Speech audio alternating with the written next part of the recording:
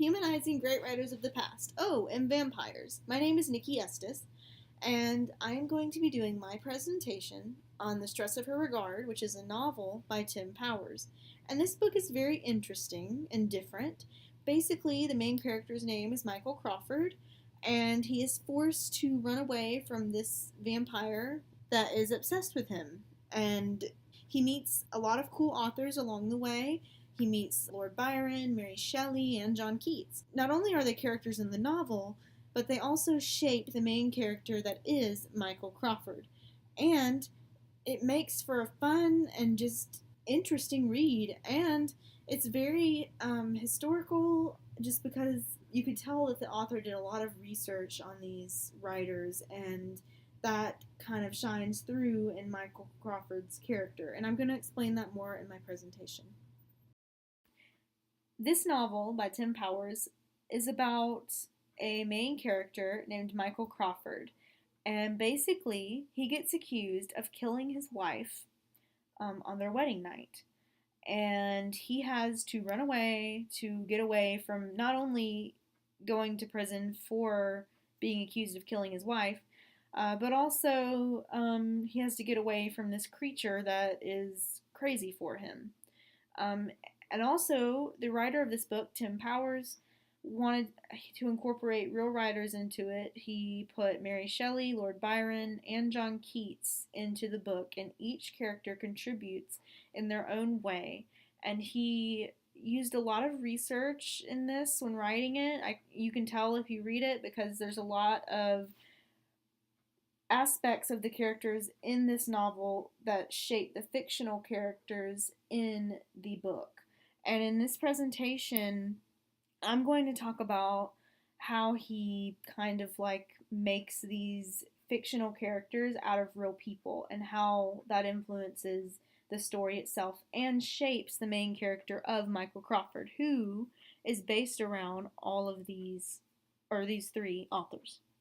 The main purpose of my paper is to show how Tim Powers used some real events in the lives of the authors, who are Mary Shelley, John Keats, and Lord Byron, to mold a strong and very well-rounded character named Michael Crawford.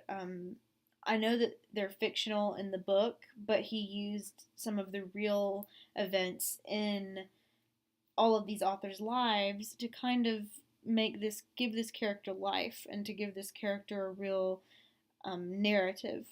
Also, I want to talk about how all of these aspects of these characters build up to make a very good and very good but very different gothic novel that has a vampire-like creature in it, and how it affects the characters as well. Mary Shelley is important in this work for a number of reasons, but one of the main reasons is because the main character in Tim Powers' book, Michael Crawford, is very similar to Victor Frankenstein in Mary Shelley's book, Frankenstein. They're similar because both characters kind of create a monster. Everyone here knows the story of Shelley's Frankenstein, but in Tim Powers' book, Michael Crawford, he kind of brings this vampire-like creature to life by kind of accidentally proposing marriage to the creature. Basically, he puts his wife's wedding band on a statue to kind of keep it in a place while he's hanging out with friends the night before his wedding. And then he goes back later to get his wife's ring, and it's stuck to her finger. Basically, this Hugh turns out to be a vampire-like creature who takes this ring as Crawford kind of like proposing marriage to her. And she goes and kills Michael's wife. And basically, Michael wakes up to a dead wife the day after they get married. And that's very similar to Victor in Frankenstein, because in Frankenstein, if you guys remember, after Victor marries his wife, the monster kills his wife. I think it's been a while since I've read it, but I think it was like their wedding night as well.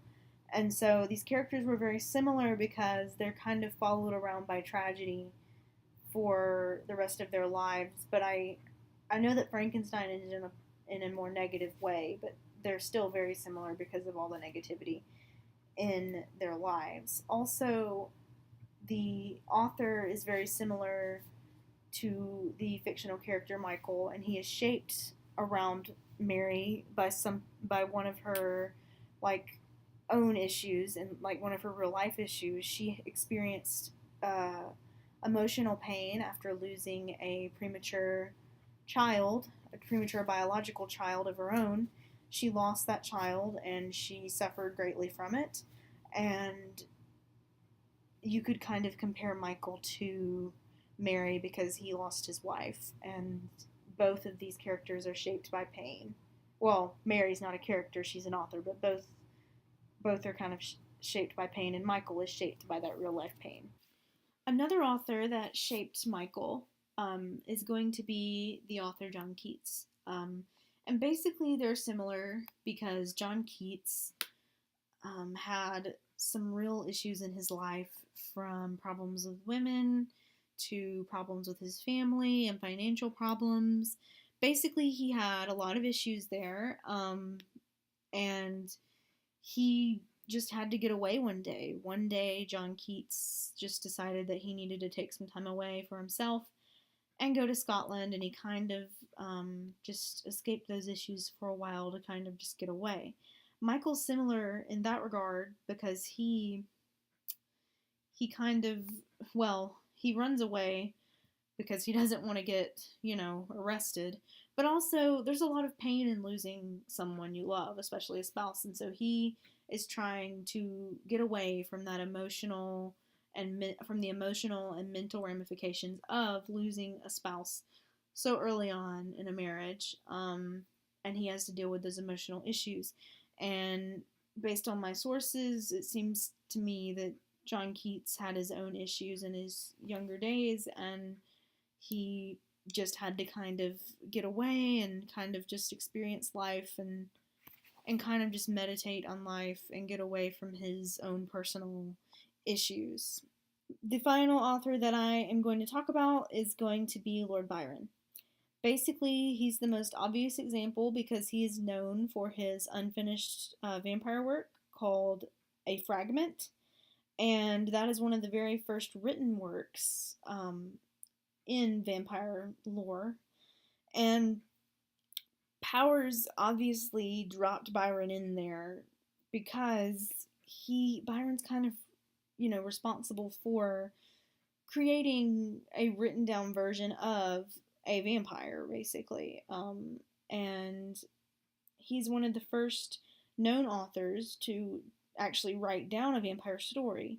And this is what made Lord Byron such a good addition to the novel, because he seemed to be very knowledgeable about horror in general, and he was just a very good author to add to this gothic vampire novel. And how he shaped Michael's character is that Michael was judged, to be a murderer when he killed his wife, and Byron kind of had his own assumptions made about him when he was, writing his poetry. He was oftentimes judged just for what he wrote and not for who he was. And Michael was also judged for things that shouldn't have defined him. All of the authors that were mentioned shaped Michael's character greatly, and all of these authors have all kind of touched around with dark themes in their literature.